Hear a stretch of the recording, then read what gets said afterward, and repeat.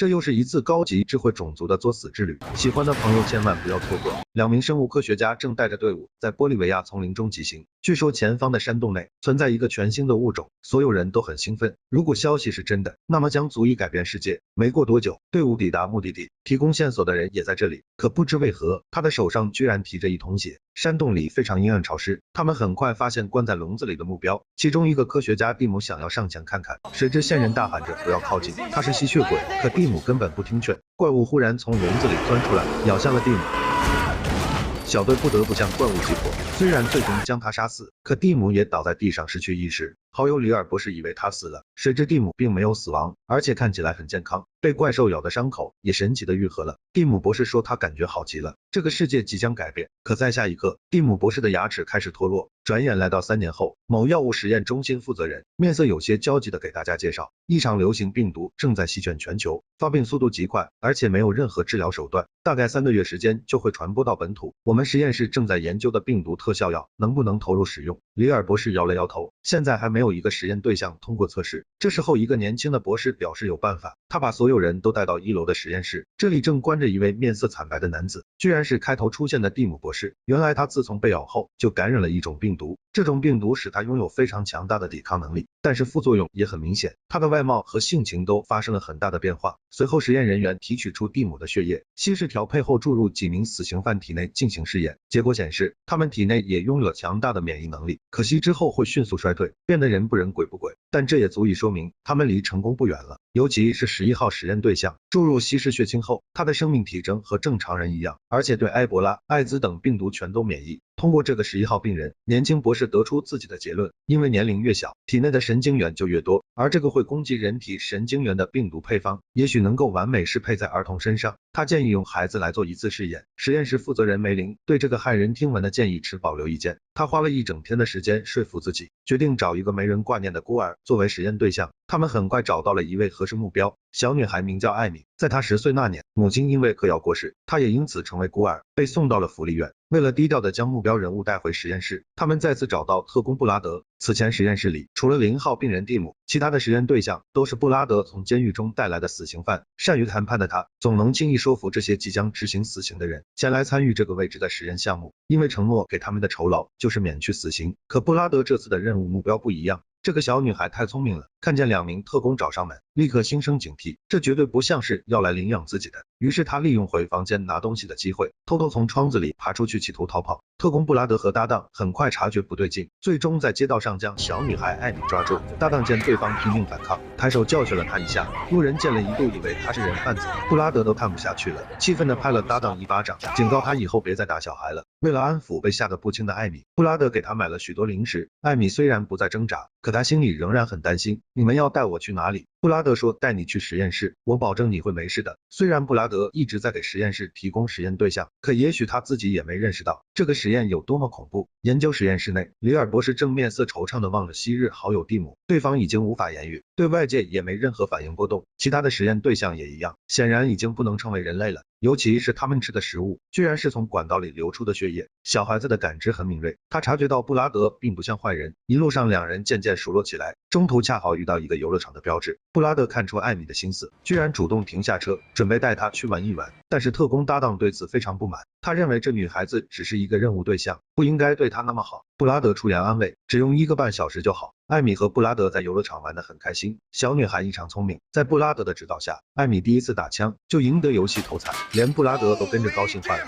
就在这时，他接到前妻的电话，说自己就要再婚了。布拉德并没有挽留，而是想起了伤心往事，原来他也有一个女儿，但在3年前死于意外。看着眼前纯真可爱的艾米，布拉德再次想起了自己的女儿。随后他做出了一个大胆的决定，在卫生间里，布拉德将特工搭档击倒在地，然后告诉艾米，我们不去实验室了，那个地方不好。布拉德还想继续解释，艾米立刻打断他。Okay, I trust you. 于是，1名特工加上1名女孩，踏上了未知的逃亡之旅。布拉德很快从电视新闻上得知自己正在被警方通缉，理由是劫持了1名女孩。他没想到实验室的动作会如此迅速，自知无法逃过庞大追捕网的布拉德，很快有了主意。他决定去警局自首，这样艾米就会被媒体曝光。实验室可能碍于舆论的压力，不敢拿艾米怎样。然而事情的进展并不尽如人意，布拉德在警局里等来的不是记者，而是一帮全副武装的特工。布拉德彻底不淡定了，他决定带艾米继续跑路。聪明的小女孩很顺利的拿到手铐钥匙，布拉德获得自由后，轻松制服警察。接着和闯进来的特工展开激战，逐一灭掉几人后，布拉德在过道里和昔日的好友，也就是实验室的武装负责人凯特碰面，对方劝他回实验室，布拉德没有回应，一枪打破灭火器，立即转身离开，可惜不小心挨了一枪，他忍着剧痛带着艾米上了一辆警车。看着后面追来的车辆，艾米满脸惊恐，布拉德出声安慰，表示自己无论如何都不会丢下她的。在一个十字路口，布拉德制造混乱，暂时摆脱了追击的车队。看到不远处的校车，布拉德想到一个办法，和艾米演了一次双簧，完美骗过老师。两人顺利坐上校车，布拉德的行为引起了小朋友的注意，一个小男孩拿出手机朝他拍照，看来校车也不安全，随时可能暴露，于是他们又偷了一辆汽车继续逃亡。虽然暂时摆脱了特工的追击，可布拉德的伤口一直在流血，随着时间的推移，他的意识逐渐开始模糊，最后车子慢慢停下。这个男人因为失血过多陷入昏迷，四下无人，举目无亲，小女孩顿时紧张起来，情急之下，她拿起了男人的手机，打给了他的前妻求助。小女孩吓坏了，她甚至在想布拉德是不是死了。好在前妻莉拉是个沉着冷静的医生，通过电话遥控一个10岁的小女孩，成功唤醒了昏迷的布拉德。看来娶个医生做老婆还是有必要的。布拉德醒来后，并没有感谢艾米救了自己，而是直接把手机砸了。要知道，在逃亡的路上，手机被监听随时会送命。果不其然，另一边的凯特顺着痕迹，已经追查到布拉德坐过的校车。可惜到这里线索就断了。他跟实验室负责人梅林汇报，已经死了3个人了。梅林建议要不换个小孩子实验。凯特说布拉德知道的太多，必须要将他抓住才行，否则让外界知道了，咱们的实验可能会中断。显然这个实验的恐怖远不止表面上这么简单。按照实验室的规定，每个实验对象都会有一位专职的护工进行看护，因为他们看上去十分木讷，护工经常拿他们取乐。言行中甚至还有一丝泄愤的意思，因为这些工作人员自从来到实验室后，非但不能使用手机，就连请假休息都很难，感觉就像是在蹲监狱。而且奇怪的是，护工们每天夜里都会梦见实验对象，无疑让大家更加痛恨他们了。这天晚上，2名护工戏耍实验对象时，不小心将名牌掉进11号病人的牢房中。年轻护工小心翼翼地弯下腰，伸手迅速将厂牌取回。11号中途并未有所动作，另一名护工觉得很刺激，于是将头凑近了些，谁知下一刻，以上就是末日之旅的第1期内容。一名护工在照看11号实验对象时，不小心被咬中脖子，结果全身血液在90秒内被吸干。这件事引起了实验人员的高度重视。让人奇怪的是，当时在场的另一名护工曾经靠近过11号实验体拾取工牌，并未遭受攻击，为什么他偏偏要袭击那名死者？里尔博士给出了答案。监控记录显示，死者生前经常对实验体进行辱骂嘲讽，这才导致对方报复。年轻博士立刻反驳，实验体的大脑活动并不存在。安保负责人凯特打断了众人的争论，决定对11号实验体肖纳进行安乐死。他们先用毒气让他的力量减弱，然后用强光将他灼伤致死，这是对付实验体最有效的方法。整个过程将会痛苦无比，这也是肖纳第2次被判死刑了。从某种意义上来说，他的整个人生都是悲剧。肖纳从小时候开始就一直被继父侵犯，16岁时好不容易攒了3000块，准备远走高飞追求梦想，然而这点私房钱也被继父偷走。忍无可忍的肖纳彻底爆发，向母亲揭发了继父侵犯自己的罪行，谁知换来的却是对方的沉默。原来亲妈其实什么都知道。失望透顶的肖纳顺手拿起菜刀刺向母亲，当然也没放过那位继父，他也因此被判死刑进了监狱。后来机缘巧合，肖纳成为第11个送往研究基地的实验对象，谁知他抵达的第1天就被押送的护工猥亵，幸亏凯特及时出现将他救下，这算是2人第1次见面，对彼此的印象都还不错。可后来那位护工对肖纳的欺压变本加厉起来，这才有了肖纳因为报复将护工活活咬死的事情发生。不过他也要为自己的行为付出代价。与此同时，里尔博士有一个重大发现，原来这些实验对象表面看起来坐着不动，其实彼此之间可以通过脑电波交流。0号病人蒂姆的能力最强，甚至还可以走进正常人的梦中，通过梦境传递信息。实验室里的很多工作人员每天晚上都会做些奇怪的梦，连安保负责人凯特都没能幸免。而肖纳从小逆来顺受，不懂反抗，带头大哥通过神交劝他利用自己的能量争取重生。 Tell him your story. Make him see you. 于是肖纳用自己的意念深入到凯特的潜意识里，给他讲述了自己悲惨的身世，再加上此前已经通过梦境对他的影响，这个方法奏效了。在安乐死的最后一刻，凯特按下了暂停键，肖纳重获新生。而同样从小就没有父亲的小女孩艾米，此时正在极力躲避实验室的追捕，特工布拉德更是豁出老命护她周全，但在逃亡的路上他中枪受伤了。面对人多势众的武装人员，布拉德决定去自己的恩师家里请求支援，对方曾是布拉德服役期间的教官，这属于导师中的另类，虽然现在退隐江湖在家放羊，可毕竟是部队出身，他家院子也是全副武装，院子的草坪下面埋着警报绳，只要轻微触碰就会发出警报，分分钟拿出枪对着你的头。导师家里不仅枪多，墙上桌下随手都能摸出一把来。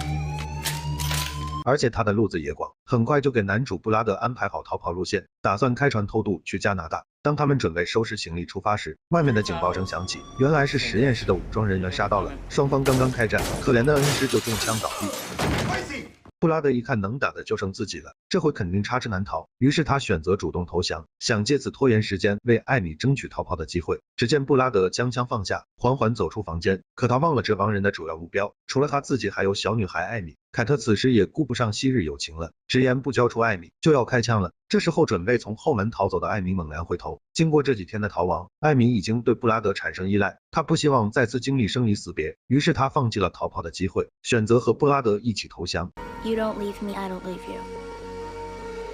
现在他们的感情越来越像父女了。于是就这样，他们两人结束了逃亡之旅，被武装人员押往实验室。艾米是个聪明的小女孩，虽然相处短暂，但是布拉德已经给她讲解了大量特工知识。临下车之前，布拉德还在不断重复，我们一定会想办法逃出去的。但他们很快被分开了，艾米被关进了编号房，她在房间里大吼大叫，拒绝任何人碰她。负责人梅林会都没开完，就赶过来安抚艾米。因为他知道眼前的小女孩可能关系到整个实验项目的进度，同时他也让艾米知道，全世界人民都需要你。小女孩可不管这么多，说她只想要那名特工。梅林毫不犹豫的点头答应。待对方走后，艾米脸上露出小伎俩得逞的微笑。而特工布拉德此时已经做好了赴死的准备，随着梅林找到他，将艾米的重要性复述一遍。布拉德见对方一再确保艾米肯定没事后，终于点头答应给艾米注射实验药剂。随后二人再次见面，艾米告诉布拉德，自己的身体被植入了一枚芯片，很有可能是用来定位的。布拉德让小女孩放心，他有办法应付。就在这时，负责人梅林带来实验血清，他准备亲自给艾米注射。好在1天时间过去了，小女孩没有任何不适，整天和布拉德玩得十分开心，而且他们已经非常有默契了，只要一个眼神，艾米就知道该做什么。趁着小女孩吸引护士注意力的时候，布拉德成功从小推车里偷了一管注射器，后来又从保安身上偷了一个手电筒。他们正在一点点为逃离做准备。当第2天醒来时，布拉德看到一个身影站在艾米的床边，立刻起身将她拽到房间外。来者是实验室的护工布罗，曾经亲眼看到同事被11号实验体咬死，现在变得更加神神叨叨了。他过来是想提醒艾米，0号病人蒂姆会来找他。布拉德想要了解更多，可惜他很快就跑走了。这还不算完，在一次例行查房中，布拉德无意中发现隔壁病房住着的居然是自己给实验室带来的最后一位死刑犯小黑。他现在已经接受药物实验有段时间了，好在身体没有什么大碍，可是每天夜里都会梦见0号病人蒂姆，这让布拉德的心情沉重起来。他已经是第2次听说蒂姆的名字了，于是找个机会询问好友凯特，你到底给那些人做的什么实验？可对方却一句话都没说，因为他自己都感觉这是无法用常理解释。布拉德越想越觉得不对劲，他决定自己去实验室看看。这个男人利用之前偷到的注射器，轻易制服实验室的护工，借用他的身份权限，穿过了重重关卡。布拉德终于抵达实验室，当他看到0号病人蒂姆后，着实吓了一大跳，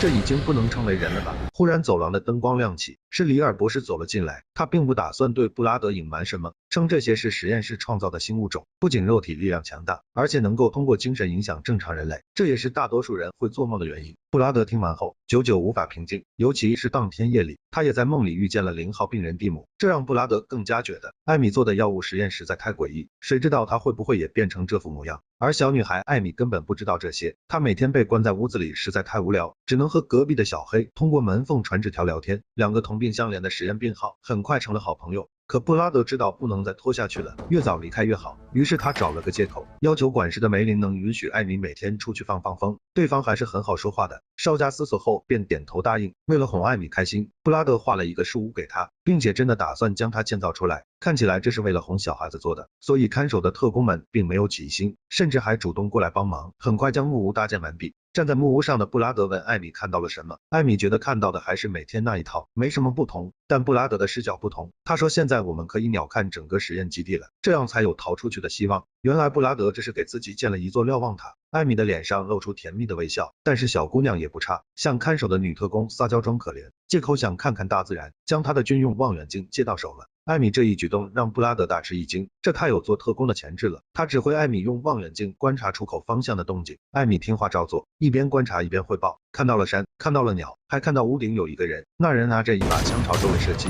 布拉德赶紧把艾米拉到身边卧倒，究竟是谁在开枪？对方为什么要这么做？实验室会不会因为这次袭击发生什么意外？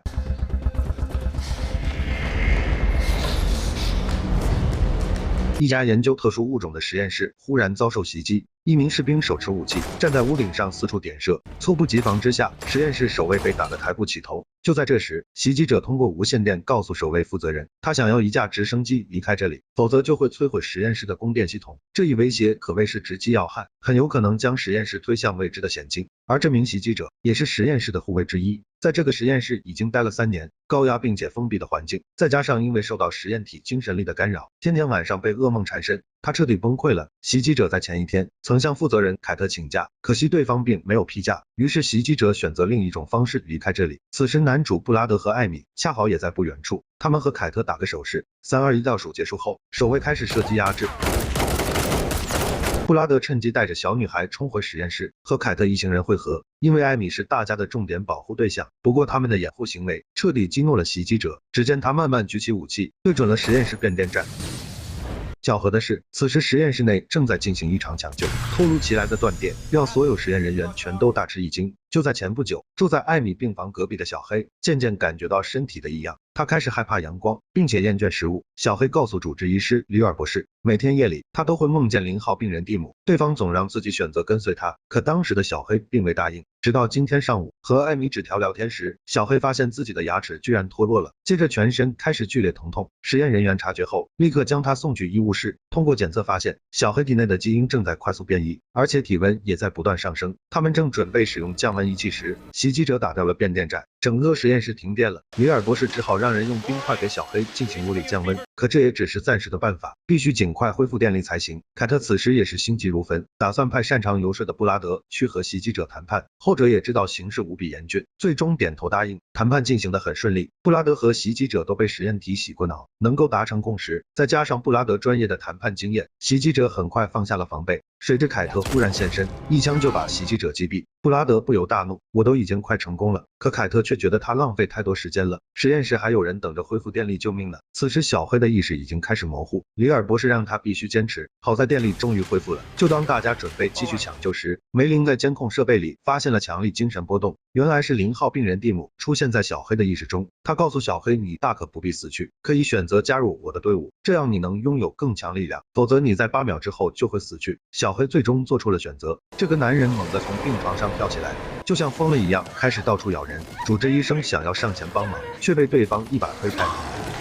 好在其他人退得快，赶紧将实验室的大门关上。可惜里尔博士也被溅了一身血，会不会被感染，谁都不清楚。出于慎重起见，他主动要求将自己隔离起来。这次事故实在太过重大，终于惊动了官方高层。国防部副部长吉尔德亲自过来视察。这个实验项目其实就是他花10亿美元投资的，可实验负责人梅林告诉对方，这10亿元估计得打水漂了。实验对象出现了未知的副作用，会咬人还会心灵感应。梅林建议终止实验并销毁实验对象。老头一听可开心了，这正是我想要的副作用啊！原来他刚刚转岗，现在是特种武器部的副部长，这些实验对象正好就是最厉害的武器。女博士强烈反对，我这可是研究抗体疫苗的地方。她还想拉着年轻博士一起反对副部长。当初提出用小孩做试验的也是这人，想不到现在又变成了二五仔，居然站在副部长这边。他说现在最大的问题就是实验对象不受控制乱咬人，我有办法能控制他们。只见年轻博士来到地下室，准备测试自己的想法。他打算在3号实验对象的脑袋上钻个洞，然后通过脑电波来控制他。开始一切都很顺利，实验对象言听计从，他以为自己成功了。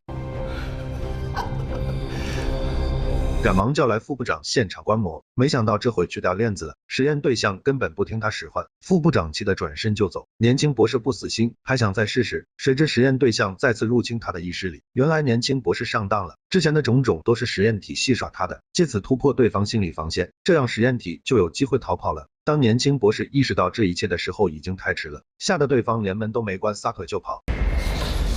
他想找正在隔离的里尔博士求助，可很快就被实验体追上。里尔博士目瞪口呆地看着眼前的一切，这才意识到一切都完了。另一边的副部长此时正在和艾米对话，他想知道小女孩是不是也掌握了心灵感应的能力。艾米有些慌，略作思索后表示没有。其实小女孩对他撒谎了。就在上午的时候，布拉德正在跟艾米讲述逃跑计划，话刚说到一半，艾米就把他想说的话说了出来。布拉德马上反应过来，艾米能够读取自己的内心，小秘密被发现，艾米有些惊慌失措。布拉德之前从里尔博士口中也了解过实验体的特性，恢复镇定后，他再三叮嘱艾米一定不能跟其他人说，所以他才在副部长面前隐瞒了自己的能力。可对方也是人精一个。这句话差点让艾米破防，好在梅林及时终止了两人的谈话。他已经认识到这个实验的可怕，想要力所能及的做些挽救。现在艾米看上去并没受到实验药物的影响，梅林准备帮他和布拉德离开这里，连逃亡路线都安排好了，先在血液冷藏柜里躲着，等到守卫换班的时间跑出去，门禁和守卫问题梅林会解决。结果还没到时间，二人就被工作人员发现，他们不得不提前开启逃亡之旅。这两个逃跑者没有遇到守卫，竟然和3号实验体狭路相逢，对方一个纵身跳跃就把男主布拉德压倒在地，按在地上拼命摩擦。这下把小女孩艾米逼急了，她下意识地大喊起来。没想到这一吼声竟然发挥巨大的威力，3号实验体显然受伤不轻，缓慢爬起身朝远方跑去。可艾米也陷入昏迷之中，好在没多久她便缓缓醒来。至于吼叫的能力，小女孩自己也不清楚，可惜他们的逃跑计划也因此搁浅。实验室护卫并未为难布拉德二人，因为此时他们有更重要的事情做。3号实验体杀死了年轻博士，而且逃出了实验室。梅林怒对副部长，实验很危险，趁早关闭吧。谁知对方专业甩锅，我只负责出钱，这些怪物可都是你制造出来的，当前最重要的不是应该把逃跑的实验体抓回来吗？可现在的问题是，3号实验体早就将定位芯片扔掉了，就连他逃跑的去向都不知道。忽然艾米有所感应，这是实验体之间的精神链接，现场所有人顿时精神一振。根据艾米的描述，他看到无数汽车陆续开过，凯特断定3号实验体正在高速上。副部长想让艾米也跟着去，布拉德立刻出声阻止，不能让他掺和进去。谁知艾米却执意要去，他担心3号实验体在外面会伤害更多的人。布拉德没办法，只好也跟着队伍一同前往。当他们抵达高速公路时，发现有车辆遭受袭击停在路边，还有被咬死的受害者，可3号实验体却不见踪迹。艾米再次试图感应对方，这次他跑去了一座小木屋，小女孩带着众人迅速朝目的地跑去，速度之快令人啧舌。布拉德好不容易追上她，一再嘱咐艾米不要随便炫技，两人像是青春期叛逆的少女和老父亲那般开始斗起嘴来。副部长此时也追了过来，提醒艾米得抓紧时间了。就在他们前方不远处的小木屋内，3号实验体正在啃食独居的老太太。忽然0号病人蒂姆进入他的意识，这人明显是所有实验体的大佬。他提醒3号说，艾米正在带人追过来，你得想办法将他解决掉。艾米并不是和我们一伙的。当3号实验体离开没多久，一名女子忽然闯了进来，她是布拉德的前妻莉拉。此前好不容易打听到布拉德被关在实验室，原本打算过来看他的，谁知半路上遇见了跑路的3号实验体，结果司机惨死在对方口中。莉拉趁机逃跑，她想来木屋中求救，却看到屋主人瘫倒在地，医生职业的他准备上前施救，谁知对方居然站了起来，连伤口都愈合了。原来被实验体咬中后，就会感染病毒变成他们的同类。眼看实验体再次不见踪迹，不知道会给当地居民带来怎样的灾害。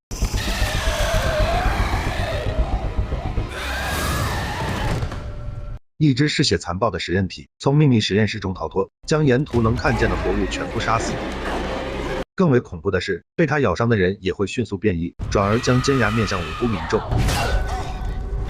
好在实验室的武装人员及时赶到，将陷入险境的女子及时救下。这人正是男主的前妻莉拉，不过刚刚杀死的只是小喽啰。3号实验体再次不见踪影了。拥有心灵感应能力的女孩艾米忽然又看到一些表盘和水管的画面，根据她的描述，武装负责人凯特推断3号实验体藏在不远处的抽水站里，于是一行人继续追踪。布拉德抽空将实验室的罪行全盘告诉了前妻莉拉，后者过了很久才勉强接受这一切，表示会和布拉德共同面对。看这架势，两人是要复合的节奏。众人很快来到抽水站门口，布拉德再次叮嘱艾米不要乱跑，可艾米还在发小孩子脾气，根本不听劝。布拉德深吸一口气，和武装人员一起进入抽水站搜查3号实验体，刚一进门就发现好几个感染体，一通扫射将他们干倒在地。可这只是开始，越来越多的感染体出现，双方立刻展开一场激战。忽然，通讯器里传来外面守卫士兵的求救，布拉德察觉情况不妙，立刻朝外跑去。原来是3号实验体趁机逃出了抽水站，他冒着日光灼烧，只是一瞬间就将守卫士兵解决。莉拉赶紧带着艾米藏起来，没想到仍然被3号实验体发现。艾米感应到对方是冲自己来的，她没有选择逃避，而是将实验体引向别处。艾米一路狂奔，跑进一座废弃工厂里，还没来得及躲避，就被实验体抓住。她想故技重施，将对方吼飞，可惜这次失败了。就当艾米命悬一线时，幸亏布拉德及时赶来，一枪击毙3号实验体。同一时间，正在和实验室守卫激战的那些变异人也突然暴毙，想必他们都是被3号体感染的。只要母体死亡，他们也都丧失了生命。艾米这次死里逃生，着实吓得不轻。布拉德连忙上前安慰，并且向艾米提起自己女儿夭折的事情。小女孩这才恍然大悟，深刻体会到布拉德对自己的真心呵护，两人泪目相拥，重归于好。经过这件事，凯特也认识到实验的可怕，他承诺布拉德，等回到实验室后，会想办法将他和艾米弄出去。谁知凯特刚上车，布拉德就被人从后面打晕。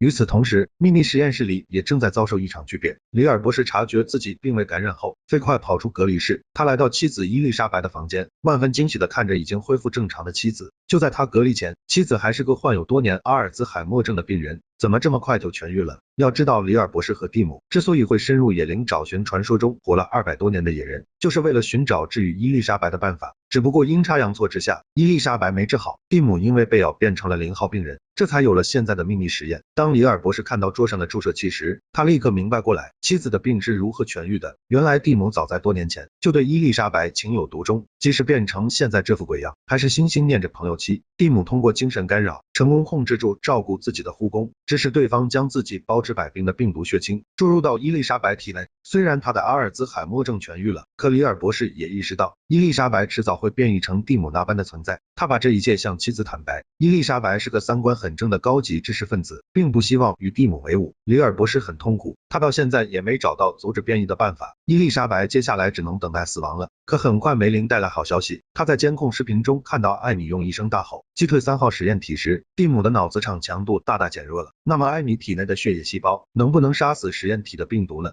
这样或许就能阻止伊丽莎白变异了。于是他们马上开始测试，将艾米和蒂姆的血液病毒混在一起。可遗憾的是，梅林的实验失败了。他正郁闷的时候，肖娜潜入梅林博士的潜意识，说你别费力气了，解药是不存在的，而且你们所有人都将大难临头。里尔博士得知这一切后，内心感到深深的绝望。作为始作俑者的他，决定主动出击，将所有危害隐患扼杀在摇篮中。这个男人来到地下室，按动手中的平板电脑，一键开启强光，实验体们在强光照射下，皮肤被迅速灼伤，最终发出凄厉的惨叫。谁知同样受到影响的还有小女孩艾米和里尔博士的老婆伊丽莎白。艾米整个人蜷缩起来，说全身好烫，就像是在燃烧。梅林博士马上意识到这是连锁反应，如果病毒主体蒂姆死了，那么所有的实验体也会跟着死去。里尔博士听完后，赶紧关闭强光开关。死里逃生的蒂姆和一众实验体纷纷发出愤怒的吼叫声。负责人梅林意识到整个实验已经超出了自己的掌控范围，于是他立刻向国防部部长汇报，咱们应该将整个实验室深埋土下。可副部长吉尔德强烈反对，目前已经有一个成功的案例艾米了，只要减少其他实验体的食物供给，并增加安保人员，一切都在掌控中。于是领导大手一挥，指派吉尔德全权指挥整个实验项目。梅林立刻意识到自己即将职位不保，他提醒凯特也得小心了。不过对方更加担心布拉德的安危，追捕完3号实验体后，他居然没有回来，很有可能是副部长干的好事。吉尔德之所以这么做，无非就是想更好的控制艾米。他谎称布拉德已经回家了，可小女孩聪明得很，一眼就看出对方在撒谎。 Screw you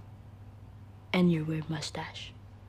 不过吉尔德并未因此气馁，他很快重新提拔一位前来支援的特工，成为新的武装负责人，并将实验室的安保措施再次升级，同时还撤销了梅林的所有权限。现在他连数据库都无法进入了。当这群人在作死的路上越走越远时，来自实验体的反击即将开始。肖娜告诉蒂姆，所有实验体已经做好准备占领这里了，可蒂姆说还要等等，他想要先把心上人伊丽莎白拉入自己阵营中。所有实验体在变异前都会经历一个标准程序，当身体的剧痛让他们意识薄弱时，蒂姆就会趁虚而入进行游说。只要对方从心里接受了蒂姆，那么就会彻底完成变异。想不到伊丽莎白在最后关头拒绝了蒂姆的邀请，再次选择了里尔博士，这大概就是真爱的力量吧。里尔博士亲手拔下妻子的输液管，抱着她走完最后一程。伊丽莎白的选择彻底激怒了蒂姆的玻璃心，他决定开启毁灭计划。第一步要做的就是清除掉能够克制自己的艾米。好在小黑即使变异后，仍然没有忘记这位曾经的好友。他经常进入艾米的潜意识，教他如何防备蒂姆的诱惑，那就是彻底弥补心灵上的漏洞，别让蒂姆有机可乘。对于艾米来说，她最大的心结就是没能和死去的母亲道别。对母亲说的最后一句话，居然是我讨厌你。在小黑的教导下，小女孩成功替自己编织了一个梦境，她又回到自己的家里，而母亲也奇迹般的复活了。艾米抱着对方不停道歉，自己不应该说那些伤人的话。妈妈说我当然不会生你的气，你就是我心中的太阳，同时送给艾米一盒火柴。就在这时，门外响起敲门声，艾米若有所思的打开房门，大魔王蒂姆正一脸严肃的站在门外。与此同时，布拉德和前妻被绑住双手，困在汽车后备箱内。他们很快就猜到是副部长想要下死手了。好在布拉德特工出身，轻松解开手上的绳索。当他被拖出后备箱的一瞬间，立刻抱起袭击2名杀手，将其中一人踢下悬崖，接着夺过另一人的手枪，一套动作下来行云流水。布拉德夫妇顺利脱身，两人飞快朝着树林外走去。布拉德决定返回实验室救出艾米，前妻莉拉觉得那里太过危险，提醒布拉德，艾米其实和我们的女儿没有关系。谁知布拉德坚定地表示，关系大了去了，救出艾米就是对咱们女儿的救赎。随后布拉德陷入多年前的回忆中，他去便利店准备给女儿买马克笔，付钱时才想起来钱包落在车上了，于是让女儿送过来。这时恰好遇到一名持枪劫匪，结果他的女儿悲剧了。布拉德从此生活在悔恨中，和莉拉的关系也越来越疏远。他让凯特帮忙收集到了劫匪资料，决定用自己的方式帮女儿报仇。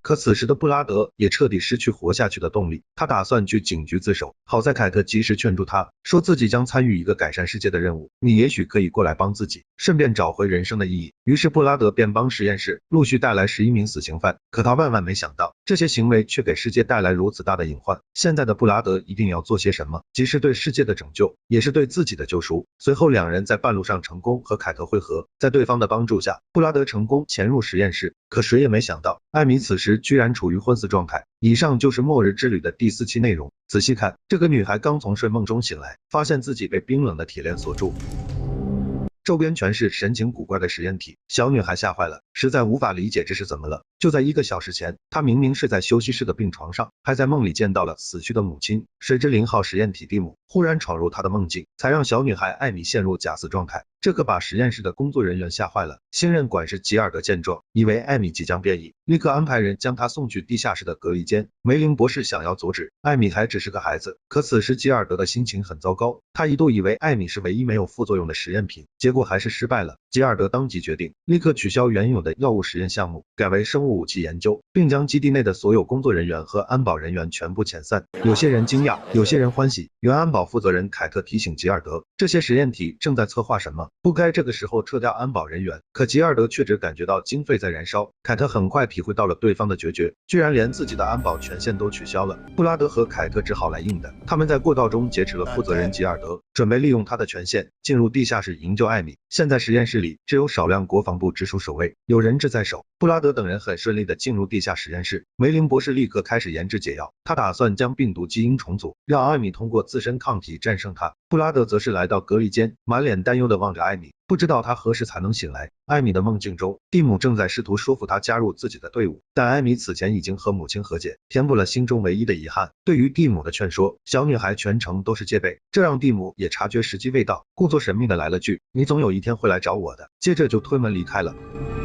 而现实中的艾米也在这一瞬间清醒，布拉德跑过来想要解开小女孩手上的锁链，可艾米立马拒绝，她感觉到自己可能随时会变异。同一时间，留在外面的凯特发现一件奇怪的事情，除了负责人吉尔德，还有一名叫做布罗的普通护工，竟然也有最高通行权限，事出反常必有妖。于是凯特开始四处寻找布罗的身影。工作人员此时正在举办宴会，庆祝终于可以离开这个鬼地方了。好在凯特通过监控查到对方正拎着一个拖把朝通讯中心走去，凯特立刻跑去阻止，可惜还是晚了一步。布罗举起拖把，把通讯中心的设备全都砸烂，这也就意味着实验室和外界的联络被完全阻断了。布罗说说这是带头大哥蒂姆的指令，他将要完成改变世界的计划。凯特立刻预感到大事不妙，他问吉尔德到底是谁给了布罗最高权限，老头一脸懵逼，说不是我批准的，那就只剩下新上任的安保负责人马丁了。于是凯特带着布罗开始满世界的找人，可始终没有发现他的身影。凯特询问负责后勤的士兵有没有见过马丁，对方的答复很奇怪，说只见过马丁的手下，从未见过本人。随后他还意味深长地说，有些人就像鬼魂，只有你想见到时才会出现。这话让凯特想起来11号实验体肖娜经常出现在自己眼前，可其他人根本看不到。于是他立刻猜到什么，拉着吉尔德来到地下隔离室。原来那个马丁其实就是2号实验体，之前他入侵了吉尔德的潜意识，取得信任后改写了整个基地的安全权限，这一切都是蒂姆安排好的，他准备带所有实验体逃出去。凯特和布拉德一看形势不对，于是想到一个缓兵之计，暂时用毒烟削弱实验体，等艾米体内的病毒清除后再将实验室毁灭。可谁都没想到小女孩的状态越来越差，甚至开始掉牙了，这也意味着艾米离变异不远了。此时蒂姆再次入侵艾米的意识，两人一起来到小树林内，前方摆着艾米最喜欢的自行车，艾米骑着车来到一个隧道前，蒂姆说只要穿过去，艾米就能获得重生，加入到蒂姆的大家庭，否则就会在隧道中死去。而梅林研发的病毒药剂也到了最关键的时刻，万幸的是实验终于成功了，梅林博士兴奋的差点哭出来，他不敢有丝毫耽搁，立刻制作2份解药，一份给艾米，另一份送给疾控中心做样本。可就当梅林拿着解药准备离开实验室时，却发现大门被人锁住了，原来是护工布罗做的好事。就在几分钟前，当凯特正在火急火燎地安排老下属在基地周边警戒防止实验体作乱时，被绑住的布罗像是着了魔一般，拼命挣脱手上的绳索。后面同样被绑的马丁下属们都看傻了，布罗像是没有痛觉一般，使尽全力终于挣脱束缚，做的第一件事就是困住实验室里的梅林，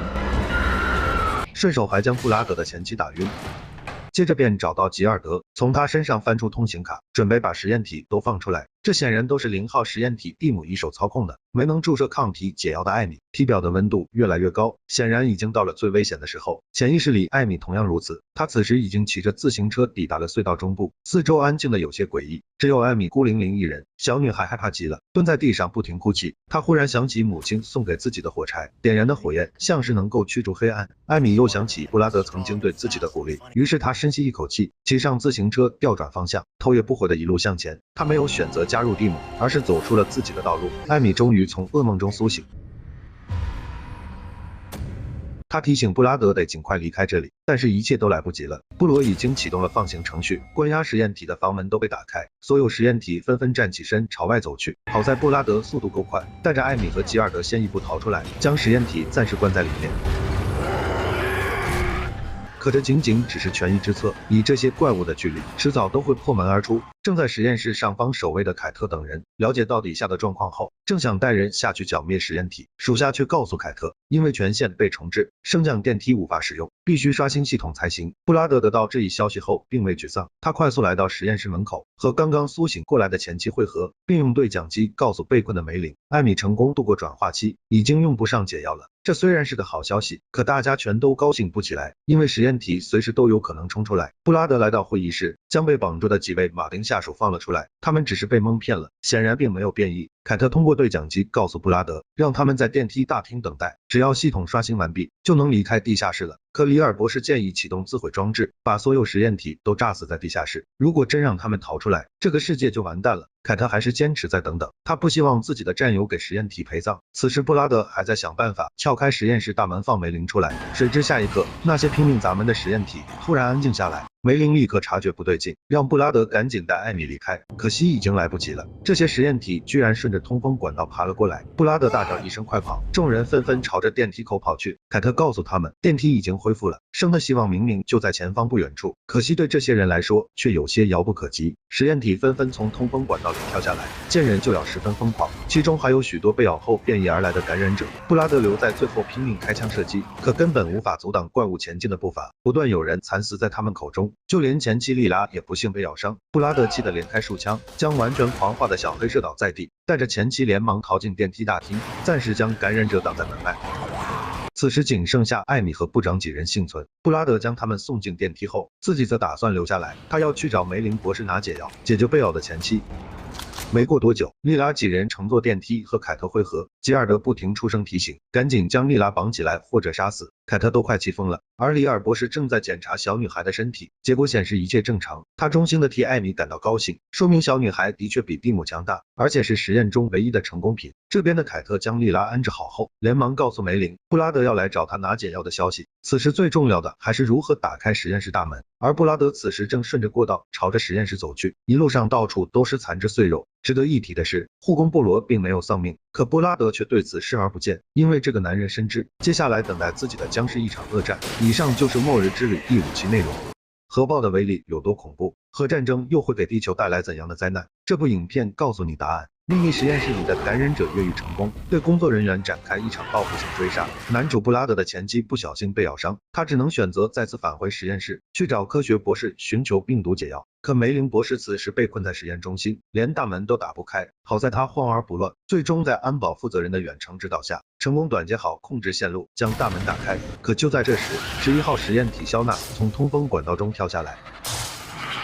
梅林根本来不及逃跑，只能躲在桌子底下。不过很快就被对方发现，肖娜并没有马上展开攻击，而是进入梅林的潜意识和他交流起来。原来肖娜还记得自己变异前，全实验室只有梅林对自己照顾有加，所以他还心存感激，并不打算杀死梅林。而且从本质上来说，肖娜是个善良的人，他并不想听从蒂姆的指示，出去以后滥杀无辜统治世界。梅林听完后很激动，刚想说些什么，忽然枪声响起，原来是布拉德赶到。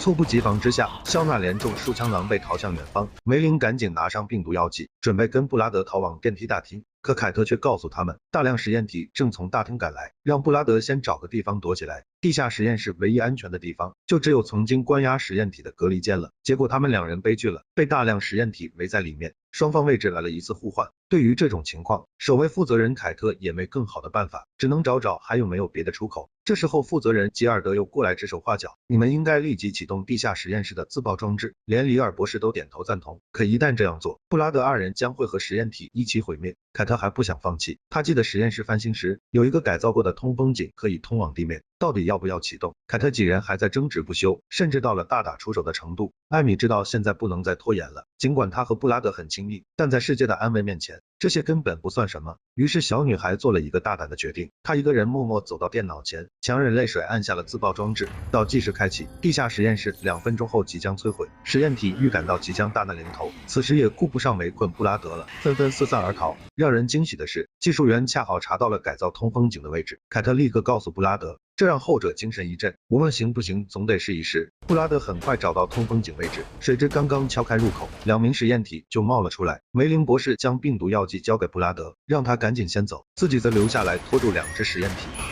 没过多久，巨大的轰鸣声传来，梅林博士在爆炸中牺牲，而布拉德在最后关头爬出了通风井，来到地面和凯特会合。好在梅林的牺牲是值得的，病毒药剂注入到莉拉体内后，药效很快发挥作用，她的伤口瞬间愈合。可此时的危机并未解除，凯特呼叫守在实验室电梯口的同事，结果没有得到一丝回应。艾米同时也感觉到那些实验体并没有死亡。果不其然，大量感染者已经杀死电梯口守卫，活生生走到了地面，将研究基地围了起来。布拉德等人只能再次开启逃亡之旅，只不过这一回要比之前更加凶险。凯特也深知这一点，表示自己会带着手下拖住感染者。布拉德带着艾米和药剂样本直奔疾控中心，准备批量生产解药。里尔博士的情绪很低落，叮嘱布拉德一定要保护好艾米，也许只有他才能击败实验体。特种小队拿着武器，很快和感染者展开激战。面对从四面八方涌来的怪物，战斗小队不断减员。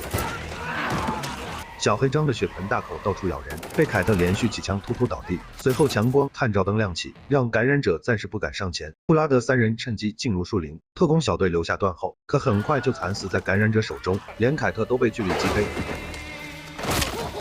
虽然没有断气，但也只能躺在地上无法动弹。此时布拉德正带着艾米在树林里穿梭，忽然一个黑影闪过，艾米瞬间消失不见，树林里漆黑一片。布拉德满脸担忧的四处寻找，原来艾米被蒂姆抓住了。只见他将艾米按在树上，双手狠狠掐住艾米的喉咙。窒息感传来，小女孩的眼珠变得赤黄。接着两人同时看到一幅景象，一片死寂的森林上方笼罩着厚厚一层压抑的乌云，蒂姆瘫倒在地，面容十分憔悴，看样子随时都要死去。艾米站在他的身前，用自己的鲜血给蒂姆带来一线生机。这个场景仿佛让蒂姆看到未来，最终松开艾米，转身消失不见。布拉德很快找到艾米，三人来到路边，一辆汽车恰好停靠过来，原来是布拉德的导师来了。他之前和实验室武装人员冲突时受伤不轻，好不容易康复后逐渐查出了实验室做的缺德事。这次过来是准备消除隐患的。把车让给布拉德后，导师独自朝着实验室方向走去。布拉德3个人坐在车里，心情久久无法平静，终于离开这个鬼地方了。但这并不意味着灾难结束了。躺在地上的凯特惊恐地看着11号实验体肖娜慢慢靠近，想不到对方没有对凯特下手，而是入侵到凯特的意识里。肖娜很感激他3番5次对自己的帮助，所以想给凯特一条生路。同时肖娜也不希望自己变成滥杀的怪物，希望正义的凯特能够帮忙监督。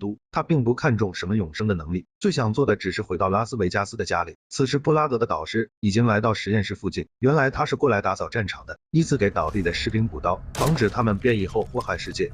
可现在这样做显然已经晚了，之前那些具有传染性的实验体早就离开了战场，朝着各自老家所在的城市走去，恐怖病毒即将扩散到全国。导师对这点心知肚明，他在基地内恰好遇到准备自我了断的里尔博士，劝对方既然已经酿成恶果了，现在更应该站出来重新研制解药，就当是给自己赎罪吧。时间来到30天后，布拉德并没有带着艾米前往疾控中心，而是在一处森林的木屋内度过了一段最美好的时光。并不是他们不想去送解药样本，实验体病毒扩散的太快了，仅几天时间，周边小镇全部沦陷，生还下来的人少得可怜。男主布拉德3人只能龟缩在偏僻的地方，等待疾控中心的人过来找自己，但这无异于痴人说梦。现在官方机构全在疲于奔命，阻挡越来越多的感染者，全国唯一没有沦陷的城市只剩下凯特负责的拉斯维加斯了。原因很简单，这是11号实验体肖娜管辖的地盘，凯特每天会送给他一名穷凶极恶的罪犯，这才让肖娜没有像其他实验体一样滥杀无辜，很好的克制住了自己。可这也阻挡不了当下越来越严峻的形势。布拉德的前妻莉拉准备出去寻找疾控中心，这样才能提供解药样本拯救世界。布拉德为了避免艾米再次沦为研究对象，并不打算一同前往，而是带着艾米留在木屋内等待莉拉的消息。只要一有时间，布拉德就会传授艾米各种特工技能，尤其是射箭技巧，这在当下环境是最实用的。艾米有时候还是会发小孩子脾气，有你在就好，我为什么要学这些？布拉德声音有些低落，我不可能永远陪在你身边的。懂事的艾米思索片刻后，便再次拿起弓箭继续练习。此时的布拉德已经完全把艾米当成自己的女儿了，他用笨拙的手法替小女孩扎了几根辫子，虽然不好看，可艾米很满足，她希望这样的生活能够永远持续下去。可惜艾米的愿望终究是要落空了。就在这天，一名被实验体咬伤的老猎人来到小木屋寻求帮助，他请求布拉德能够一枪了结自己。艾米和其他邻居纷纷躲进木屋里，可就当布拉德准备开枪时，老猎人忽然开始变异了。艾米听到外面传来2声枪响，接着就看到布拉德居然满身血迹的走了进来，原来他不小心被咬伤了。2位邻居见状，不由分说就要开枪射死布拉德，就连他自己也开始和艾米交代遗言。谁知下一刻，艾米忽然露出尖利的獠牙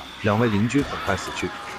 小女孩将世界上唯一的病毒解药注入到布拉德体内，可惜现在的她再也无法面对布拉德了。她其实在离开实验室时就已经变异了，只是一直克制自己，没让布拉德察觉到异状而已。艾米给布拉德留下一封充满歉意和不舍的书信后，独自离开了小屋。与此同时，里尔博士正在疾控中心日以继夜地研制病毒解药，可惜梅林和病毒解药全都与实验室一同毁灭。里尔博士直到现在也没取得任何进展。时间不等人，随着感染者在全球范围内的不断增加，其他国家一直在向本国施压，想要尽快获取疫苗，直到最后他们彻底失去耐心，决定采用核弹毁灭这个感染体发源地。可本国势力并没有坐以待毙，而是选择还击，一场世界级核战拉下帷幕。转眼来到97年后，全球大部分土地化为废墟和荒漠，存活下来的生物寥寥无几，大部分都还是感染者。一名扎着长辫、手拿弓箭的女子从黑暗中走出来，满脸平静的搭弓射箭，感染者瞬间倒地。这名女子自然就是艾米。多年来，她一直在寻找布拉德，这也是她存活在末世的唯一动力。艾米的正前方是一座巨大的人类壁垒，里面散发着微亮的灯光，这也是人类仅存的希望。末日之旅全剧内容到此结束。这部剧其实能给大家带来很多反思，尤其是联系到当下发生的大事，阿奇就不在这里展开了。喜欢的朋友记得持续关注阿奇的新剧，咱们下期再见。